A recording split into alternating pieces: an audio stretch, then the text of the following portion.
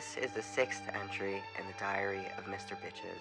This entry correlates to a drawing and a comic depicting the aftermath of an argument between Mr. Bitches and Mr. House. December 29th, 2281.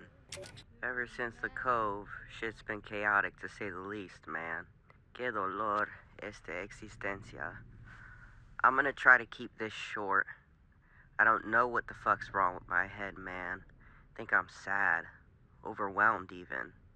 Starting to really see how badly shit got rattled up there the night Benny shot me. I pulled a fucking gun on myself today. Yeah, I don't know if I was actually gonna do nothing or what. I just know it happened. And something like that ain't happened since, I don't know, I was 21 maybe. When I first started hooking and all. Guess I was pretty overwhelmed then too. Passing out left and right because I wasn't adjusted to the lifestyle yet. But I digest. Could you guess who or what pushed me to that point of insanity? Who other than Mr. Housefucker, great big dumbass of the New Vegas Strip. I came to bring him the chip, gave it to the fuckhead, and then got right down to business. It was time I actually learned about this grand old plan of his. So he told me to head to the basement of the Lucky 38. Well, remember those Securitrons I saw at the fort the other day? House gave me a live demonstration, and they're killing robo-machines. They got fucking lasers, fucking rocket launchers. Hell, I'm sure they're stacked with infinite missile ammo shoved directly up their ass, just ready for when their human evaporation switch gets turned the fuck on. All these upgrades to crack down on the Strip, and meant to aid Mr. House for this second battle at Hoover Dam everyone's talking about.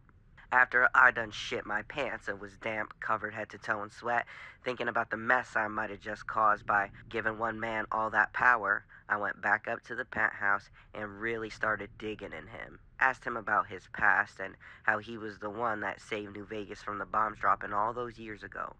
And the fucker's been alive since then. 200-something years. Haven't figured out how yet exactly, but back then he and his family already had a lot of power. Enough power to make the platinum chip and also stop the bombs from landing directly on New Vegas. But speaking of this Mama Huevo chip, I'ma be up front with you. Till this very day, I really don't understand the chip if I'm being 100% honest right now. I cannot wrap my stupid ass around it. I don't know if the motherfucker was gonna use the chip to put a fucking magnetic force field around New Vegas, or if he was gonna summon all the damn fucking robots from the future to save the day. I don't know. I don't get how the chip works. I don't get it. But what I do get is that I should have just shoved the chip up my ass instead of giving it to him.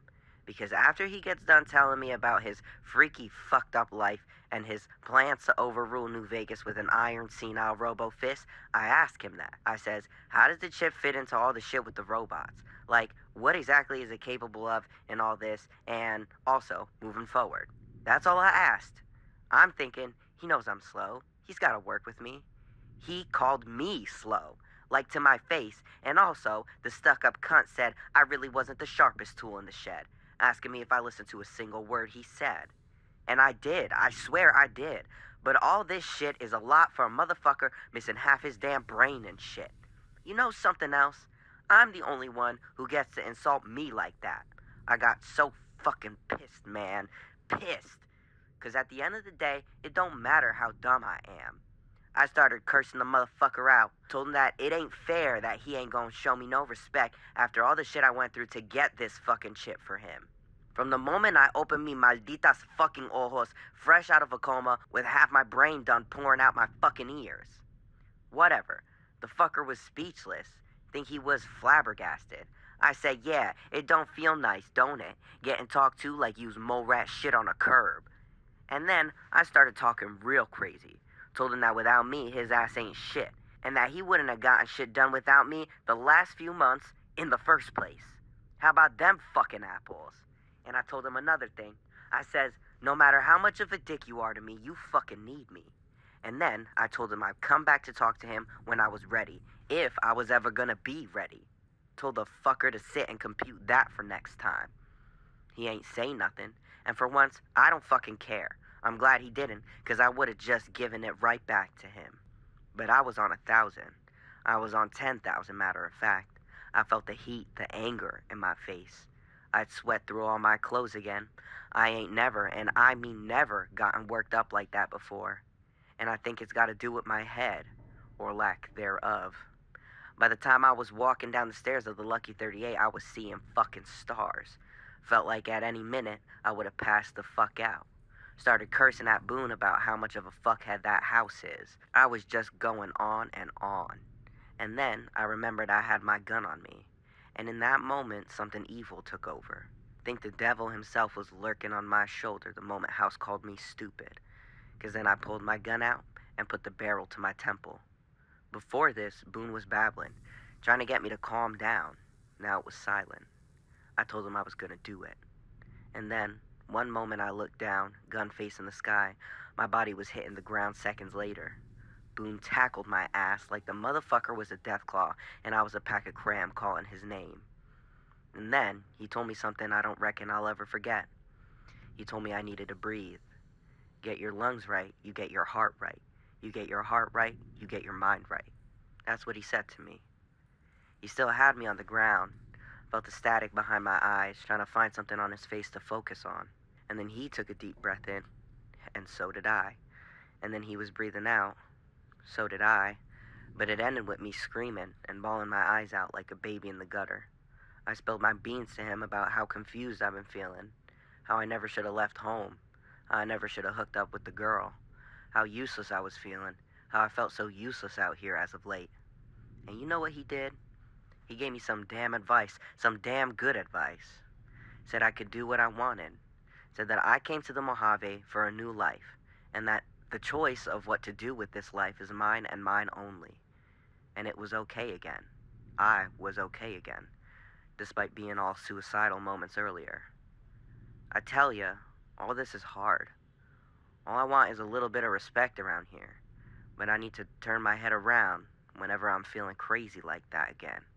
I need to remember that I've been helping people, even if they look at me funny or think I'm weird. I need to remember that I don't judge them for their flaws and their bullshit the way they may judge me. It's my fucking superpower, like actually. And it's how I've been able to make friends and the small connections I done made here so far. It ain't nothing, I'll tell you that much. Whether it's one of the kings chasing my ass down to give me a few caps for the helping hand I gave to the king himself, or sweet little Francine Garrett giving me a shot on the house some nights for bumping up sales with a fisting robot or a sexy hooker ghoul girl, or the nods and thank yous I get from the NCR for the work I pick up with them, and all the way down to Mick and Ralph's boy and the excitement in his eyes when he asks me about my adventures in the wastes, sitting down to tell him all about it for a few minutes. It ain't nothing. And being around fuckers who talk down to me certainly don't make it easy to see that I gotta be proud of myself, or at least that this ain't all for nothing, that I'm doing my best. That's all I got for you today. I'm feeling better having wrote all this out. Feel like Boone's got his eye on me this time. You know, I don't mind. Matter of fact, I'm kind of into it. But I'm sure I done talked your damn pages off enough now. Head hurts, but it's spinning even more. Tired from cursing at that robo bitch fucker house. But we're back at the Wrangler now. Vodka's got me feeling nice. I'll be sleeping soon.